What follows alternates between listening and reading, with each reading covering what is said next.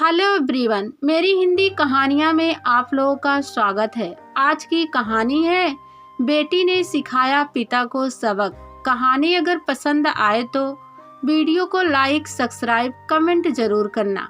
जफर दफ्तर से थका हारा जैसे तैसे रेलवे के नियमों को तोड़कर एक धीमी रफ्तार से चल रही ट्रेन से कूदकर मन ही मन में कचोटने वाले एक सवाल के साथ उदासी से मुंह लटकाए हुए रात के 8:30 बजे घर पहुंचा था। बीवी ने खाना बनाकर तैयार कर रखा था, इसलिए वह हाथ मुंह धोने के लिए वॉश बेसिन की ओर बढ़ा तो देखा कि उसकी 7 साल की बड़ी बेटी जैना ठीक उसके सामने खड़ी थी। वह हंस रही थी। उसकी हंसी ने जफर को एहसास करा दिया था कि जरूर उसके ठीक पीछे कुछ शरारत हो रही है। जफर ने पीछे मुड़कर देखने के बजाय अपनी गर्दन को हल्का सा घुमाकर कनखियों से पीछे की ओर देखना बेहतर समझा कि कहीं उसके पीछे मुड़कर देखने से शरारत रुक ना जाए। आखिरकार उसे समझ आ गया कि क्या शरारत हो रही है। उसकी दूसरी 6 साल बेटी इजमा ठीक उससे 1.5 फुट पीछे वैसी ही चाल से जफर के साए की तरह उसके साथ चल रही थी। बस फिर क्या था, एक खेल शुरू हो गया। जहाँ जहाँ जफर जाता उसकी छोटी बेटी इजमा उसके पीछे साए की तरह चलती। वह रुकता तो वह भी उसी रफ्तार से रुक जाती, वह मुड़ता तो वह भी उसी रफ्तार से मुड़ जाती। किसी भी दशा में वह जफर से 1.5 फुट पीछे रहती। इजमा को लग रहा था कि जफर उसे नहीं देख रहा है, जबकि वह उसको कभी कभी कनखियों से देख लेता, इस तरह कि उसे पता ना चले।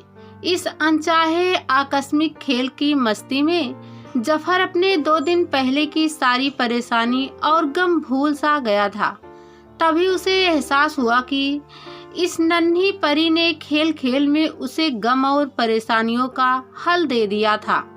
इस मस्ती में उसे उसके बहुत बड़े सवाल का जवाब मिल गया था, जिसका जवाब ढूंढते ढूंढते वह थक चुका था। पिछले 2 दिनों से वह हर वक्त दिमाग में सवालिया निशान लगाए घूम रहा था, मगर जवाब कोसों दूर नजर आ रहा था, क्योंकि 2 दिन पहले उसकी दोस्त नेहा ने कुछ ऐसा कर दिया था जिसके गम के बोझ में जफर जमीन के नीचे धंसता चला जा रहा था। हमेशा सच बोलने का दावा करने वाली नेहा ने उससे एक झूठ बोला था, ऐसा झूठ जिसे वह कतई बर्दाश्त नहीं कर सकता था। आखिर क्यों और किस लिए नेहा ने ऐसा किया? वह ठगा सा महसूस कर रहा था। उसे लगने लगा था कि अब वह दोबारा कभी भी नेहा पर भरोसा नहीं कर पाएगा। ऐसा झूठ जिसने रिश्तों के साथ मन में भी कड़वाहट भर दी थी और जो आसानी से पकड़ा गया था, क्योंकि उस शख्स ने जफर को फोन करके बता दिया था कि नेहा अभी अभी उससे मिलने आई थी।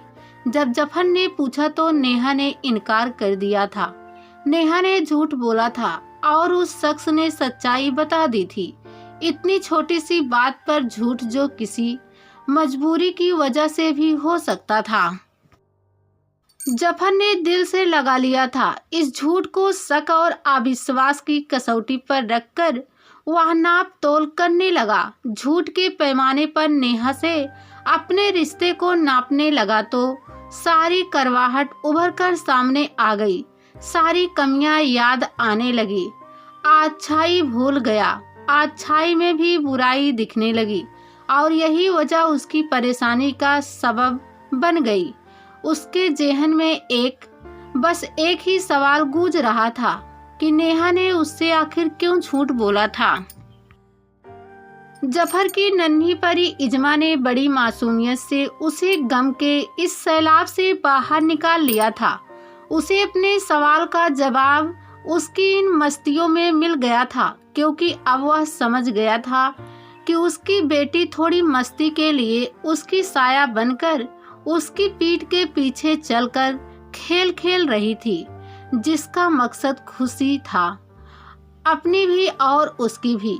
ठीक उसी तरह नेहा भी उससे झूठ बोलकर एक खेल खेल रही थी।